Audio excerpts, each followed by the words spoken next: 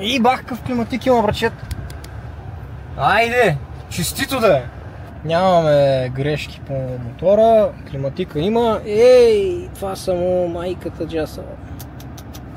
Той люка автомат, бе. Супер е, не е текал, не. Гледай сега какво става.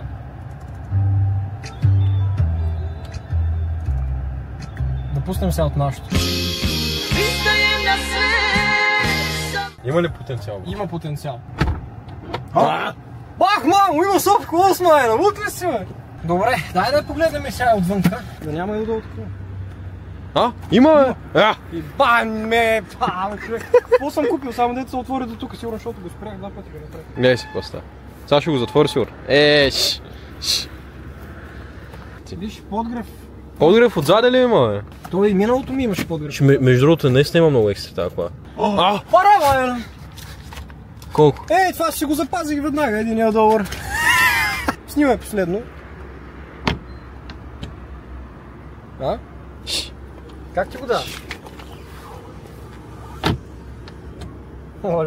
Оле, майко. Така, ето е колата. Снимахме епизода току-що, приключихме. И колата, първи впечатления от нея, просто е бруталия. Наистина е бруталия. Ето го и удара. Сега, тук вратата, лекичката кецък. Тук другата. Но пък колата очудващо има вакуум. Не знам. Просто това беше нещо, дето и мен ме изненада. Първо ще махна и тия работи задължително. Тия неща трябва да се разкарат. Паза си ги за спомен. Мога да ги на едно такова X-Drive или 535, ако някой такова реши.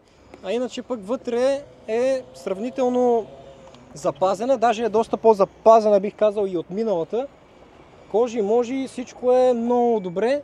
Много е широка. Изглежда доста удобна.